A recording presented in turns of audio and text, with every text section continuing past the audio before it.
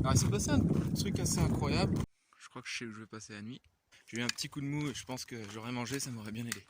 Il commence à faire froid. On va se manger une petite pizza avec... Et on est un peu face à un dilemme. Ça fait partie de l'aventure. Ça va être trop bon.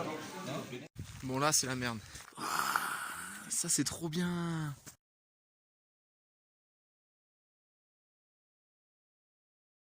Donc là on vient de partir de Vilaine. Le but c'est de rejoindre les Houches. L'objectif ça va être un tour du Mont Blanc en autonomie, en bivouac. Alors le bivouac on verra si c'est possible partout. Apparemment en France c'est toléré, mais bon, une fois passé la frontière italienne et la frontière suisse, c'est pas sûr qu'on puisse faire ce qu'on veut. Donc là je pars de Vilaine en heure normale.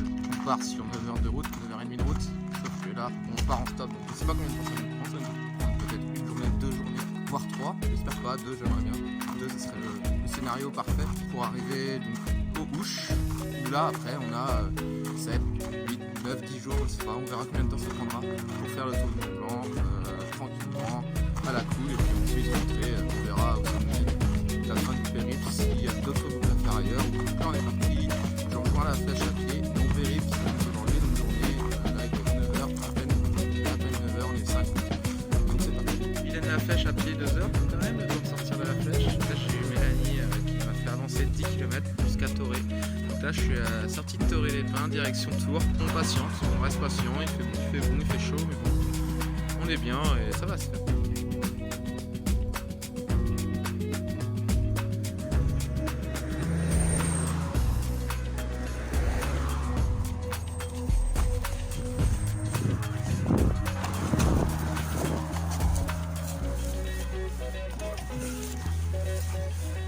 Bonjour, vous allez où?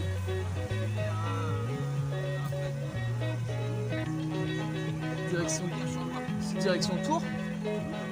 Ouais, ça marche là. Je vous remercie.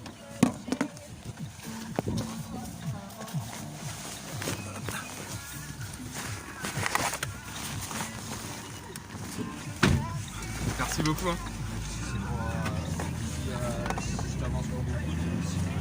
Ah, c'est toujours. Il n'y a pas de petites avancées.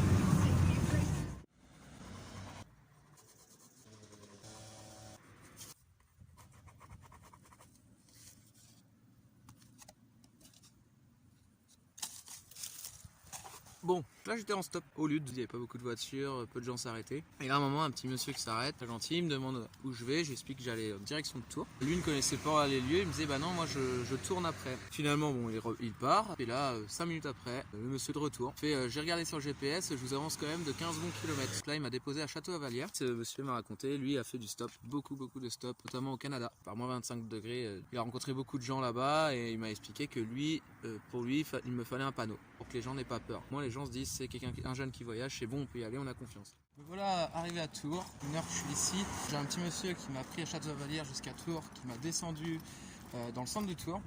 Je suis arrivé du côté ouest, il faut que j'aille côté est. Je suis arrivé à un rond-point sur lequel sera indiqué la direction Vierzon. Donc je vais me mettre ici pour aller en direction de Vierzon, Bourges. On est arrivé entre Vierzon et Bourges. J'ai trouvé un petit camping là, on va pouvoir passer la nuit. Je suis arrivé, personne, donc j'ai décidé de m'installer quand même. On verra demain avec le gardien. Apparemment, on peut payer le lendemain.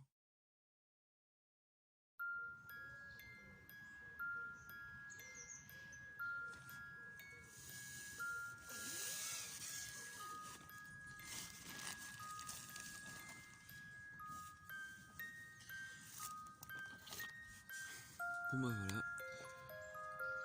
Une nouvelle journée qui commence. Tranquillement. 7h30. Réveil en douceur. Pas bien dormi, hein. Pas une grosse nuit. Un peu froid, je pense que mon duvet est un peu léger. Il va falloir que ça tienne jusqu'au bout. On essaiera de mettre des couches en plus pour dormir la nuit.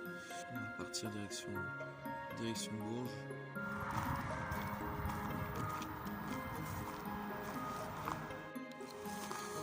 Bon, 10h20, on est le 6 août, donc le lendemain du départ. J'ai quitté le camping. J'ai un jeune qui m'a pris, il m'a déposé à l'entrée de Bourges. Le problème c'est qu'il m'a déposé au nord de Bourges. Et moi il faudrait que j'aille à l'est. Donc là j'ai regardé sur le GPS, j'ai 1 heure de marche pour me mettre au point de départ de la nationale avant de commencer à faire du stop. Donc 10h20 ça va me faire commencer. À partir de Bourges au mieux à 11h30. J'ai toujours du mal à gérer les entrées de ville. enfin les villes en fait, les grosses villes c'est facile d'y accéder, mais pour en sortir c'est toujours galère, donc il va falloir que j'essaie de jouer mon coup autrement. Je sais pas comment, faut trouver une solution, mais à chaque fois je perds énormément de temps en fait à marcher. Enfin sortie de Bourges, il s'est passé un truc assez incroyable. Je voulais aller rejoindre Moulins, sauf qu'il n'y avait pas de route correcte pour aller jusqu'à Moulins où les gens pouvaient s'arrêter. Du coup j'ai dit je vais faire un détour, je vais devoir faire Nevers, puis Moulins. Donc je me positionne avec un panneau Nevers le long de la route, sortie de ville. Il y a un monsieur qui arrive en sens inverse, dans l'autre sens, il s'arrête, il klaxonne. Il fait mais Nevers c'est pas par là, tu vas attendre longtemps. Il fait viens je te dépose. Donc du coup j'ai traversé la route. Je suis monté, puis il m'a déposé en fait, il m'a fait sortir de la ville et là il m'a mis direction Moulins. Donc grâce à lui en fait je suis sorti de Bourges. Enfin, la galère, grosse galère pour sortir de Bourges. On est pas bien là quand même. Petit barbecue avec Guillaume, avec Swad. Ils m'ont pris en stop. C'était pas mal. Du coup je me retrouve du stop, on se fait une petite barbecue là, petite grillade. Passé Moulins, mais je suis pas loin de Mâcon, je suis pas très loin de Mâcon. Demain j'ai 2 heures de marche pour rejoindre une route qui me mènera à Mâcon. J'essaierai de tracer au maximum. J'aimerais bien rêver de m'asseoir, mais ça risque d'être chaud, j'ai l'impression. Surtout faire du stop dans les routes de montagne. On verra. Il faut faire une nuit de plus avant d'arriver. On fera une nuit de plus, c'est pas un souci. Donc là, je suis arrivé dans un petit camping, dans un petit village qui s'appelle Guignon. Il n'y a pas beaucoup. Akolo et moi. En tout cas, aujourd'hui, j'en ai bien rempli. C'était top. Je me suis retrouvé à manger avec Guillaume et Swad que vous avez vu plus tôt. Ils m'ont pris en stop et puis sur la route à discuter de fil en aiguille. Ils me demandent si j'avais mangé. Je leur ai dit bah non, mais je mangerai. Ils m'ont dit bah ça dit de manger avec nous. Ils avaient acheté de la viande, donc voilà, ils m'ont ramené chez eux, là sur leur petit terrain, là où ils ont leur caravane, ils campent. Voilà, ils vivent là l'été, à la cool. On a passé l'après-midi. Puis sur les coups de 5 heures, ils m'ont déposé direction Moulins. Je me mets à faire du stop et au bout de 10 minutes, une maman et son fils qui rentraient de Nantes à Guignon. Donc c'est pour ça que je suis à Guignon. Une mère et son fils super cool, ils étaient hyper agréables, donc on a discuté un peu de tout. Musique, sport, études, enfin voyage, tout, donc c'était génial. On va passer la nuit tranquillement ici. On va essayer de repartir demain matin, un peu plus tôt que ce matin, traîner un peu. Et du coup j'ai perdu du temps, c'est pour ça que j'ai pas beaucoup avancé aujourd'hui. Mais bon, c'est pas grave, c'est le voyage qui est comme ça. J'ai accepté de perdre du temps aussi, parce que j'ai accepté de passer du temps avec Guillaume et Swad. Vendredi 7 août, je viens de quitter le camping et puis là je me redirige en direction de Mâcon pour Péronnas. J'aimerais bien pouvoir rejoindre les Housses ce soir. Il vient de se passer un truc assez incroyable. Donc là j'ai un autre monsieur qui m'a récupéré et sur la route il me demandait t'as mangé et tout. Donc j'avais pas mangé mais je fais oui j'ai mangé, t'inquiétez pas, ça va et tout. C'était un monsieur qui était originaire du Maroc, donc il m'a parlé beaucoup de son pays, ce qu'il adorait son pays, c'était génial et tout. Et il venait de faire des courses je pense et du coup il me fait bah tiens prends ça. Il me donne des petits gâteaux à noix de coco. On sait jamais, ça pourra te servir quoi. Donc je trouve ça génial. Voilà, donc pour une petite anecdote, des mecs comme ça, c'est assez incroyable.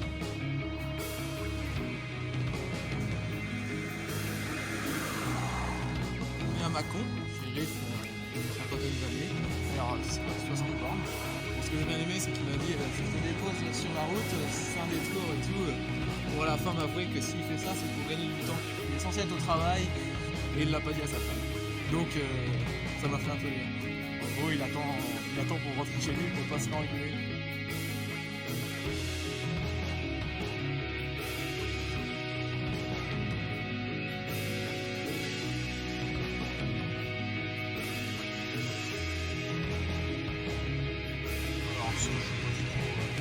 Et en fait après, tu sais, t'as les rochers que tu me disais là. Ouais. Et un peu après, juste après là, tu sais, ça fait un peu, ça monte comme ça là. Oui. Et puis après, t'as 2-3 rochers. Ça, c'est le Semnoz qui est pareil le long du lac et qui est à côté d'Annecy. En fait, le pied du Semnoz, c'est Annecy. D'accord. Ok. Qui est à 1007 ou 1008. Ouais. Il y a des courses à pied qui font le tour par les sommets. Ça va être costaud ça par contre. Ouais, parce que t'as, je sais plus, 90 bornes ou 100 bornes, même un peu plus parce que le tour. Bon là c'est la merde. Je suis arrivé à Annecy, il est 20h15.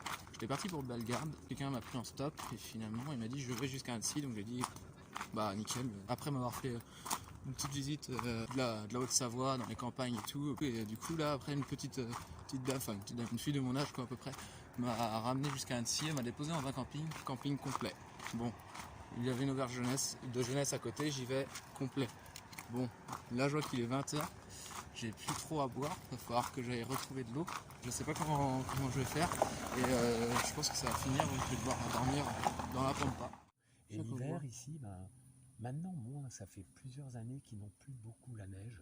Ouais. Mais moi, quand je venais ici à 15 ans, il y avait encore beaucoup de neige l'hiver. Là, ça fait plusieurs années, ils disent qu'ils n'ont pas eu tellement de neige. Mais moi, je me souviens, quand j'allais au chalet là-bas, l'hiver, il y avait des conteneurs, enfin de la neige partout. Donc, des chasse-neige il y a toujours, Ouais. mais un peu plus haut, quoi. Avant, c'était vraiment bas. Et les chasse-neige qui viennent déneiger les routes et tout. Et donc, tu as un mode de vie, un mode de vie de montagne, quoi, de neige, de glace. Donc, tu prends ta voiture pour aller au boulot le matin. Faut que de toute façon, tu as les trucs, comment on appelle ça, c'est les pneus neige. Les chaînes et tout, ouais. Voilà, les chaînes. Et puis voilà, c'est une vie aussi particulière l'hiver ici, parce que c'est rude, tu vois. Ouais. Ouais, c'est vraiment, oui, faut... Mais la neige, c'est magnifique aussi, les paysages de neige. Moi, j'adore. Ah ouais, puis c'est reposant, c'est hyper... Ouais, voilà, c'est calme.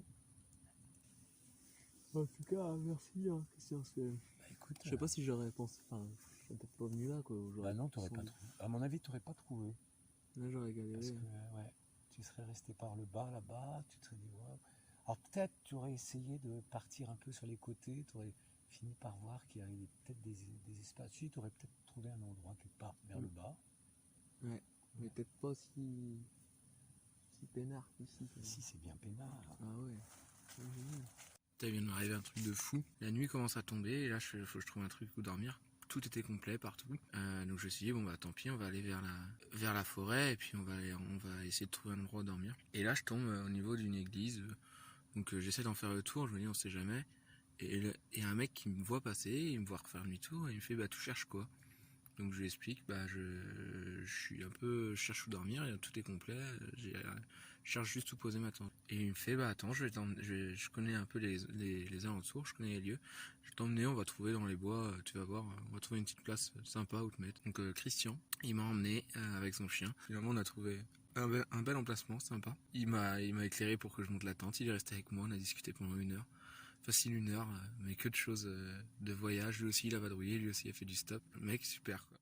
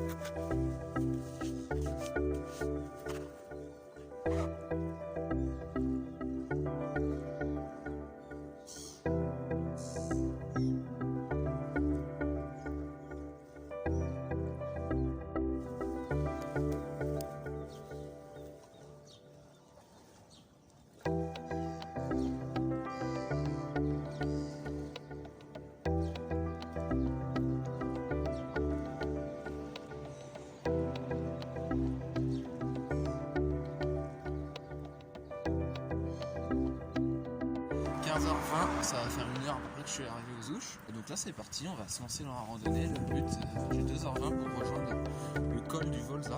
Donc je vais essayer de vous faire des petites vidéos à vous dire qu'il y aura des petites vues sympas. Je vais vous montrer tout ça. Je vais défoncer. C'est dur.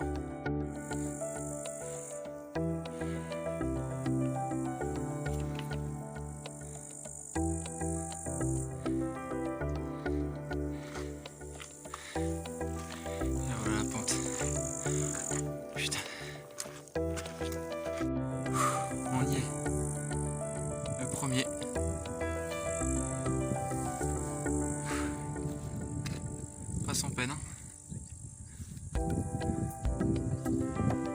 Et maintenant le but ça va être de rejoindre le col du Tricot, donc il y a 2 heures de marche.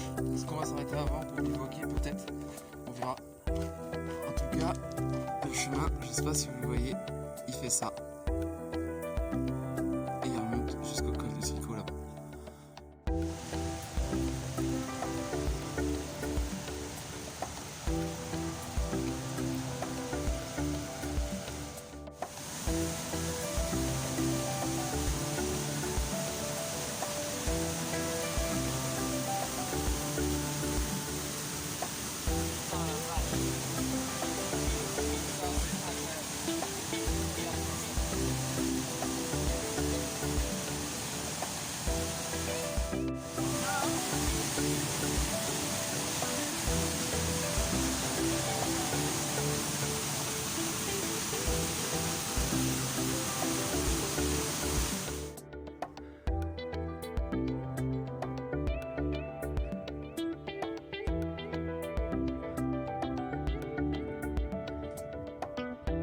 arrive bientôt au niveau du col du Tricot. L'objectif ça va être de trouver un endroit pour bivouaquer.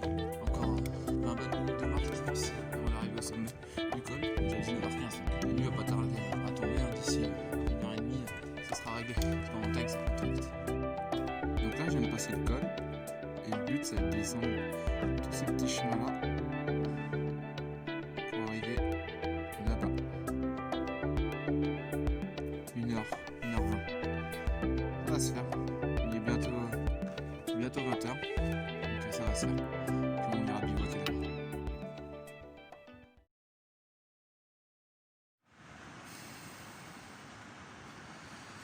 Bon. 7h moins 20. Je viens de me réveiller. J'ai mis mon réveil à 6h30. Une nuit fraîche, un cahier. Mais bon, ça c'est fait du coup. On va passer une grosse nuit, mais suffisamment pour repartir tranquillement. On va démonter le bivouac et puis on va rattaquer ça tout doucement en direction des Contamines.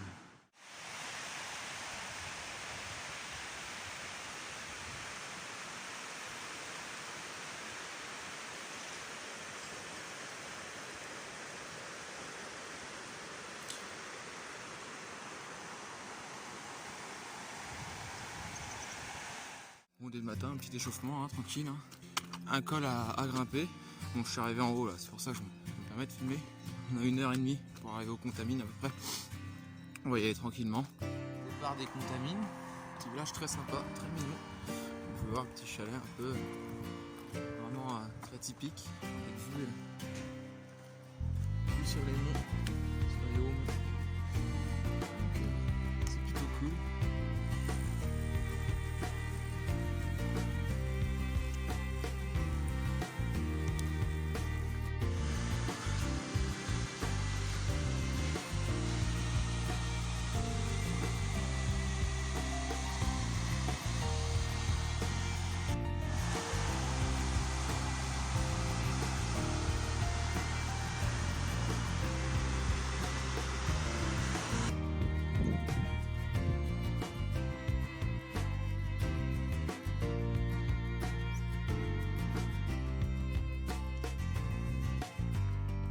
Je sais où je vais passer la nuit.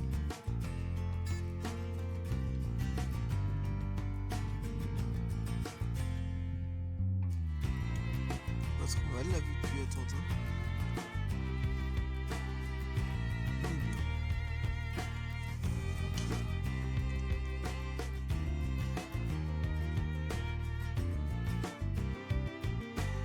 Avant le quart, départ des lacs Jauvet. Le but de ce matin, c'est de rejoindre le col de la Croix du Bonhomme. Et puis derrière, on va essayer de rejoindre le col des Fours. Donc la mission du matin, ça va être de suivre tous les petits chemins là. Tac, tac, tac, tac, tac. D'en descendre jusqu'en bas là-bas. Et après, de remonter vers le col de la Croix du Bonhomme.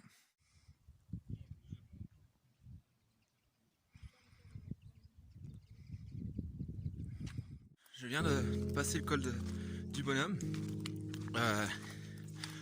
L'ascension du col du Bonhomme depuis les lacs de Jauvet à Jeun, je conseille pas. Je dis pas que j'ai eu un gros coup de pompe, mais j'ai eu un petit coup de mou et je pense que j'aurais mangé, ça m'aurait bien aidé.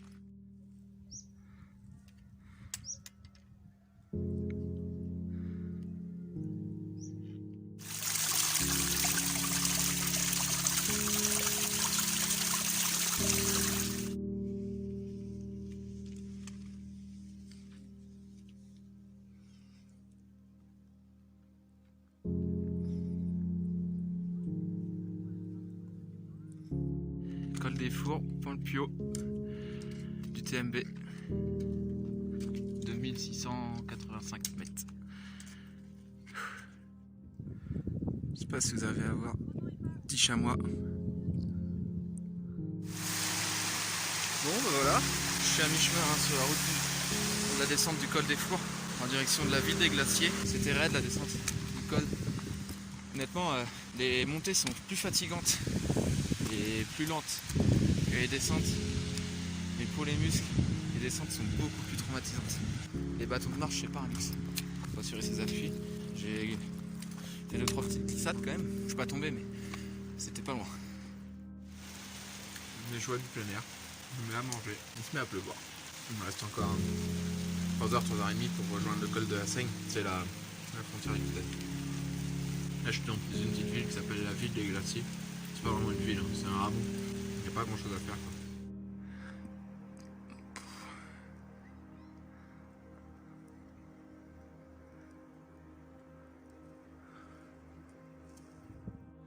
C'est 6 heures que je marche. C'est raide. Mais faut pas lâcher. Faut aller au bout.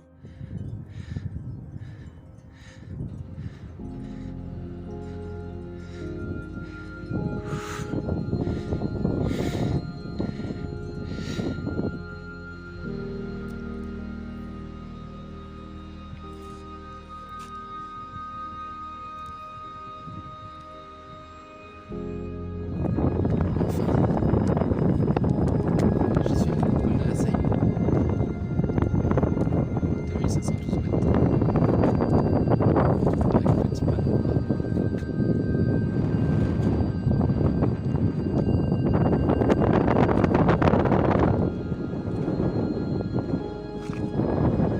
Col de la Seigne vient d'être franchi, donc là ça y est, je suis officiellement en Italie.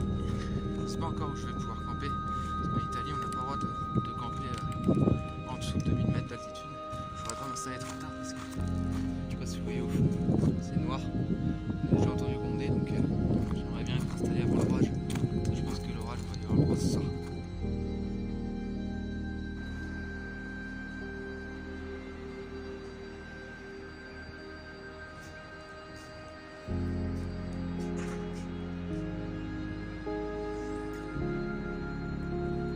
Venu au refuge, il y a eu de l'orage hier soir. Ça c'est la petite vue au réveil.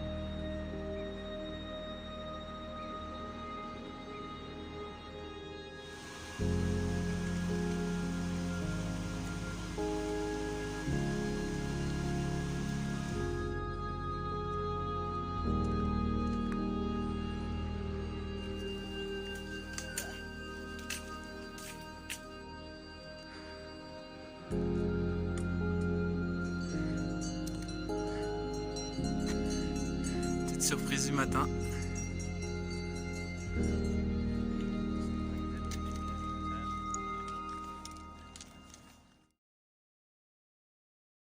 Bon bah voilà, on est arrivé avec Gwen et Stéphanie.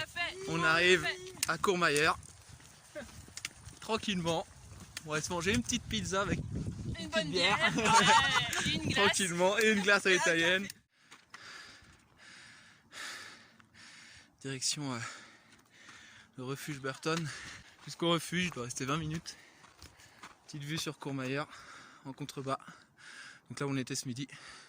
Nous avoir un petit quart d'heure de plus, je pense. Ouais, en gros à 6h, à 7h on est installé quoi, si on s'en tire bien. Say hi everybody. Hey. Hey. Et avec la petite vue. Tranquille.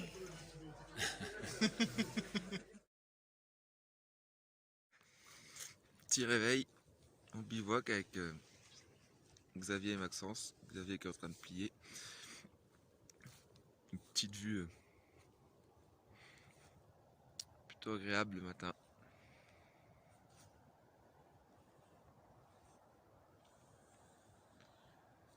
Avec le soleil qui commence à se lever sur les sommets.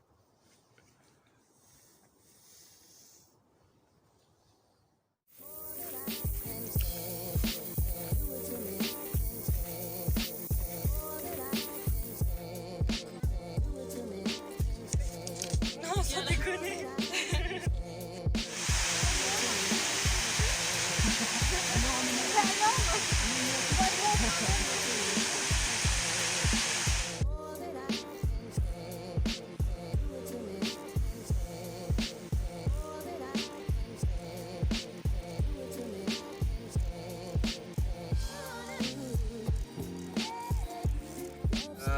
Petit panneau là pour vous prouver quand même qu'on n'est pas menteur.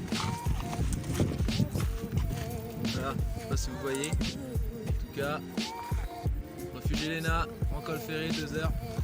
Dans 1 heure on y est. Dans 1 heure on y est. En route pour Elena, depuis le Val Ferret, sur la montée du col ferré. C'est raide.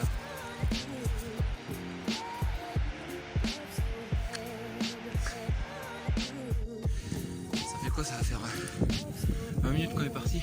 Je suis déjà mort.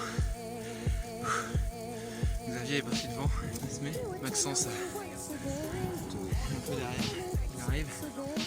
Mais c'est raide, ça se mérite. C'est-à-dire qu'il y a la frontière suisse au bout. On va pouvoir bivouaquer tranquillement ce soir. Arrivé au refuge Elena. Temps annoncé 50 minutes. Xavier, le Warrior, nous a fait ça en 35. Moi j'ai dû faire ça en 40. Et je pense que Max il va être dans les temps, il va être à 50. Maintenant dilemme, est-ce qu'on s'arrête de dormir là ou est-ce qu'on pousse jusqu'à la frontière suisse, passer la frontière suisse et passer le col et dormir un peu après le col. On va attendre Max pour prendre une décision. Bon là c'est la merde. C'est la grosse merde. On a passé le col ferré, on a commencé à grimper le col ferré, il s'est mis à pleuvoir. On l'a passé, hein, ça fait 1h30 qu'on marche sur la flat. Mais des grosses gouttes vraiment, commence à faire froid, ça ruisselle. Je sais pas si vous pouvez voir, ça ruisselle dans les chemins, il pleut. Et c'est la merde. C'est la grosse merde, je me suis vautré. J'ai pris une grosse pelle, je l'ai glissée. On n'a plus beaucoup d'adhérence sur les chemins donc ça devient chaud. Faut aller doucement, on va essayer de rejoindre la Peule là, il nous reste une bonne demi-heure de marche. Installer les tentes en espérant que ça puisse calmer un peu le temps qu'on installe les tentes, mais honnêtement j'y crois pas. J'y crois pas, ça va être une bonne nuit de merde, mais il va falloir le faire. Mais voilà, ça va être une nuit compliquée, on le sait, c'est parti comme ça. Mais ouais, c'est la merde. C'est la merde, on a pris la flotte, on va la prendre toute la nuit j'ai l'impression. Voilà, ça fait partie de l'aventure. On essaye de gérer nos appuis, pas glisser, deuxième fois. Puis on verra ce qui va se passer par la suite. On verra comment la nuit se passe, parce que d'avoir froid. La récompense. Putain, c'est tout gras à faire. Ah ouais, mais celle-là, on va le manger. Il fait froid, on a faim. Ça va être trop bon. Ça va être trop bon.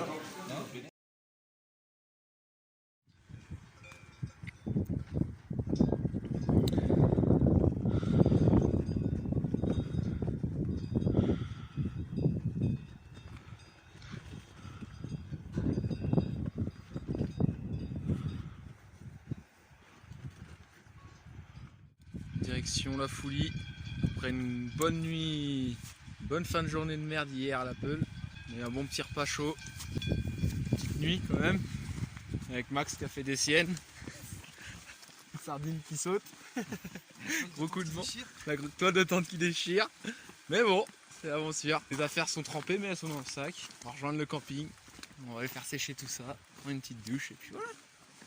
Mon petit déj à la Fouille avant quand même. Parce que je sens que Xavier, il a besoin de ça, il va craquer.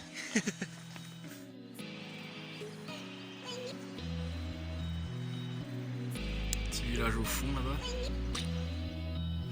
Bon, ça c'est là où on marche. Ça c'est là où faut pas mettre les pieds.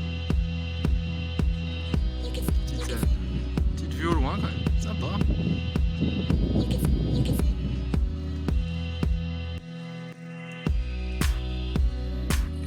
Non. Non, j'ai vu qu'il était là, mais c'est pas moi. Arrivé à Champé avec le lac derrière. Il est 16h, on va essayer de trouver un petit camping, se poser avec les gars, prendre une douche, à peu près. Une petite bière, je pense. Une petite bière, un petit truc quoi. Un petit truc simple. C'est mignon, très calme. La Suisse quoi. On est à Champé. Champé-Lac. On a trouvé un petit camping, on va se poser. Donc on a pris une douche, on a pu faire la lessive, sécher le linge, il y avait des sèches-linges. Du bien, on a pu bien manger, on a pu boire 2-3 bières avec les gars. Se poser tranquillement, en profiter. Là, c'est de passer une bonne nuit en espérant qu'il ne pleuve pas trop quand même. Là on commence à être quand même naze. On commence à être piqué quand même. Faire mal aux jambes. Des ampoules un peu partout, parce que d'avoir eu des chaussures marcher, les chaussures mouillées toute la journée, bah, les ampoules sont développées. On relance la machine. Allez, bonne nuit, ciao.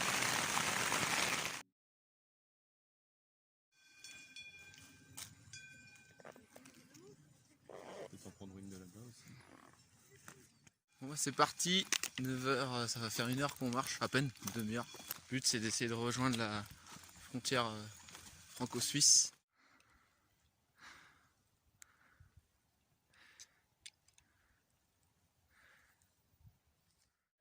Voilà, là il y a le mec, tu vois, le vrai randonneur, puis là il y a les deux moins randonneurs mais bons mangeurs, voilà. C'est une rando gastro. C'est ça.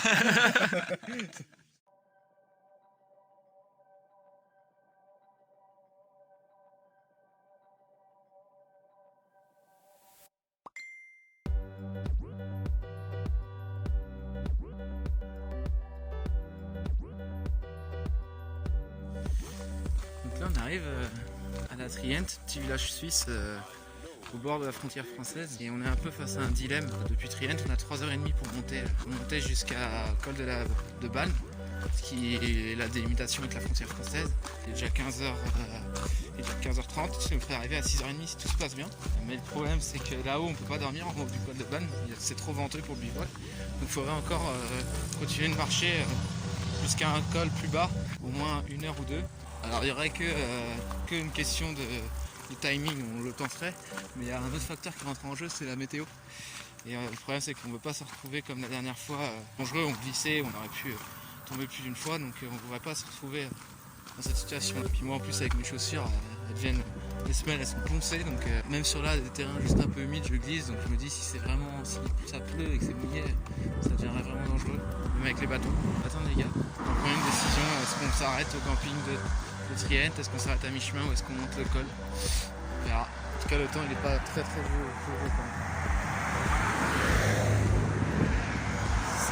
C'est un peu temps. Bon bah, la décision a été prise. Col de Balme, c'est là-bas. Et nous on reste là cette nuit. Et le burger par contre, c'est là-bas. Et là par contre cette nuit on va y aller. Ouais, pas de problème. D'ailleurs je crois qu'on va y aller maintenant. On se met en marche, tranquillement. Bon voilà, let's go. Avec l'équipe, Max, Ludivine. Ouais, c'était celle qui était sale. Laurine. Exav. Parti. Direction la France. Arrivé au col de Balme, frontière suisse.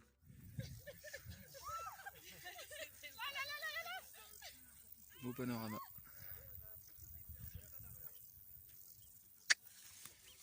Donc c'est cool, on revient en France. Fini à baguette dégueulasse à 3 €.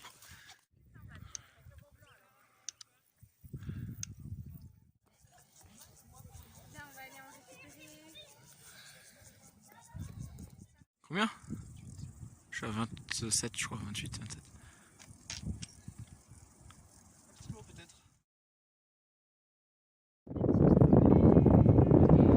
On va rester derrière vous les filles. Donc là on est en direction du lac Blanc. Il y a une petite étape sympa qui s'annonce. Xavier et Blancé. C'est ça. Petite échelle. Monter tout en haut. Max, tu restes derrière Xav, si toi t'es à l'aise, vaut peut-être mieux que tu sois... Hein? T'es pas super à l'aise toi?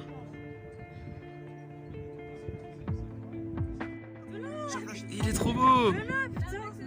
Ça va mon gros? Oh, génial avec la vue derrière! Ça va mon gros? Mais qu'est-ce qu'il fout là? Il va béner. Mais il vient piquer des myrtilles! Je te jure, tu choures pas nos myrtilles hein! Avec la petite vue derrière en plus! Ah, ça c'est trop bien! Grosse journée, Xav, Max.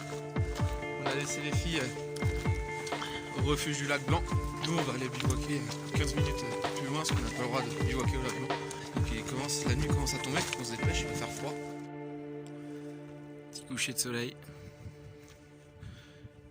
sur les monts les plus hauts des Alpes. Donc, le but c'est d'aller dormir sur la petite terre là-bas, près du lac. Dernier jour du TMB. But aujourd'hui ça va être de rejoindre la Flégère. De la Flégère je pense qu'on va descendre, on va tricher un peu, mais on va descendre Chamonix en télésiège.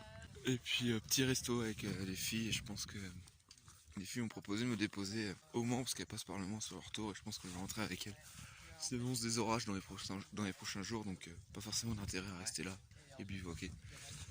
Et puis ce soir on sera sans doute au Mans, quoi. Voilà, donc toujours un petit réveil, hein. Sympa. Et ça c'est vraiment cool.